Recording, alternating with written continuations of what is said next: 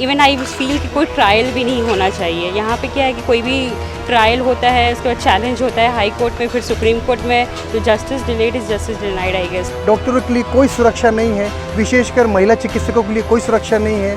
सबसे बड़ी बात है कि उसको जो बचाने की कोशिश हो रही है, जो पॉलिटिकल अप्रोच हो रहा है उसको दबाने के लिए, उसके लिए ये जो आक्रोश है, ये जो स्ट्राइक है और ज़्यादा ही अग्रेशन में आ गया है। ठीक, वर्षों पुरानी हमारी मांग है मेडिकल प्रोटेक्शन एक्ट की, डॉक्टरों की सुरक्षा की, सम्मान की। –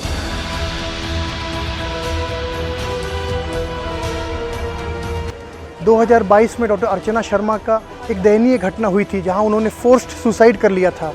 उसके बाद भी इसी तरह की आवाज़ पूरे देश में उठी थी, आईएमए ने आंदोलन किया था। तब हम लोग को उम्मीद थी कि इतनी जघन्य घटना होने के बाद सरकारें जागेंगी और डॉक्टरों को उचित सुरक्षा मुहैया कराएंगी, बट आई वॉश होकर रह गया। ऐसा कुछ भी सुरक्षा मुहैया नहीं हुआ। आज भी पूरे देश के अस्पतालों की लगभग मोटा मोटी वही स्थिति है। डॉक्टरों के लिए कोई सुरक्षा नहीं है, विशेषकर महिला चिकित्सकों के लिए कोई सुरक्षा नहीं है।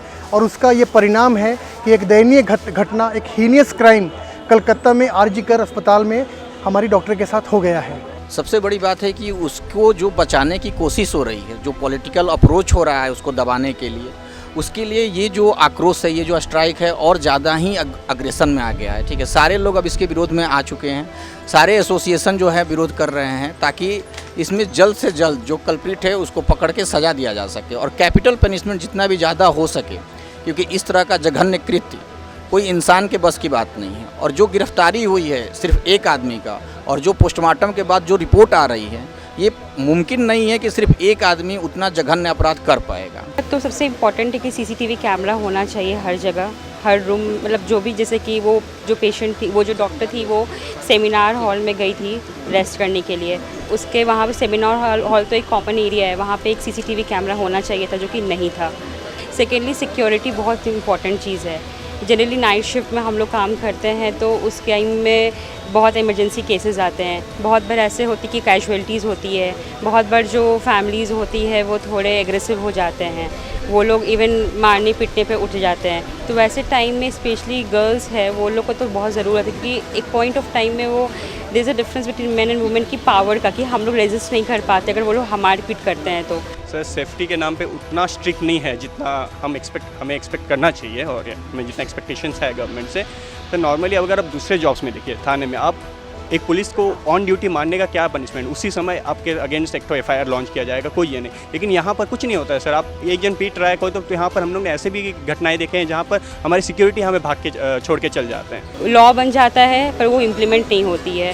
तो दैट इज़ वेरी इंपॉर्टेंट कि सिक्योरिटी बहुत इंपॉर्टेंट होनी चाहिए हर जगह, चाहे वो आईसीयू हो, चाहे वो नॉर्मल वार्ड में अगर किसका एंट्री हो रहा है, कौन अलाउड है, तो वो सब भी बहुत रिस्ट्रिक्टेड होना चाहिए। दिस इज़ एक मेडिकल कॉलेज के अंदर ऑन ड्यूटी ये इतना बड़ा हादसा हुआ है, और उस चीज़ में इवन गवर्नमेंट को सबसे पहले विद इन 24 आवर्स एक्शन लेना चाहिए।